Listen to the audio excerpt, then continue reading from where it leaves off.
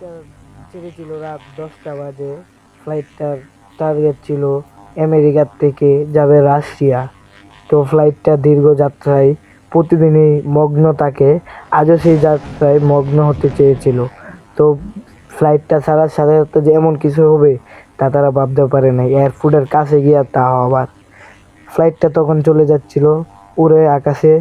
Flight 12টা বাজে take off করেছিল। ফ্লাইটটা 10টা বাজে যাওয়ার কথা ছিল, তাও যাত্রীরা খুব কম এসেছে। যাত্রী হলো মোট 8 জন ফ্লাইটে, ক্রু মেম্বার 2 জন। ফ্লাইটটা এয়ারপোর্টের কাছাকাছি গিয়ে যেরকম অবস্থায় হবে তা কেউ কল্পনাও করতে পারে নাই। ফ্লাইটটা উড়তেছিল আকাশে খুব ভালোভাবেই।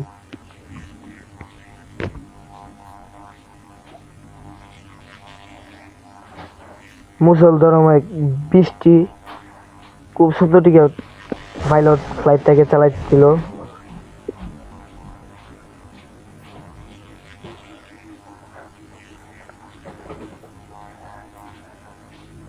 তো ফ্লাইট একটু সামনে এয়ারপোর্ট রানওয়ে দেখতে পেল।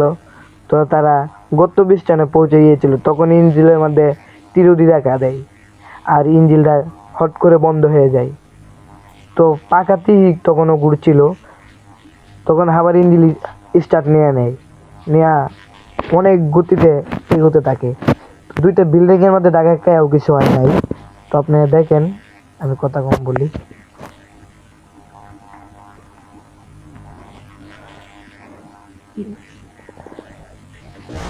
তো সামনে যে বিল্ডিংটা দেখতেছেন, এই বিল্ডিংটার সাথে এমন জোরে গিয়ে আশ্রয় পড়বে তা আপনারা দেখে কল্পনাও বাইরে। তবু কিছু হয় নাই। এটার মধ্যে গিয়ে এমন একটা বাড়ি গেছে, তাও কিছু হয় নাই ফ্লাইটটা। দেখেন এটার মধ্যেও গিয়ে একটা আচার খাবে, তাও ফ্লাইটের কিছু হয় নাই। এটার মধ্যে গিয়ে আচার খেয়ে ডাইরেক্ট নিচে পড়ে যাইব। তো পাইলট ছিল অনেক কঠিন, তাও গাছে গিয়ে ল্যান্ডিং করার আগে ফ্লাইট আবার আকাশে উঠে গেছে অনেক দূরত্ব গতিতে। তো ডাইরেক্ট গিয়া এয়ারপোর্টের উপরে ডাইরেক্ট গিয়া রানওয়ে পার হইয়া গিয়া ক্রাশ করে প্লেনটা। দেখেন পড়াশায়াতে এটা একটা কেউ এটা ভাবতেও পারে না যে ফ্লাইট কোনো এরকম। ফ্লাইট অ্যাক্সিডেন্টের ভিডিওটা কিরকম ভালো লেগে থাকে তা লাইক করুন, শেয়ার করে দিবেন।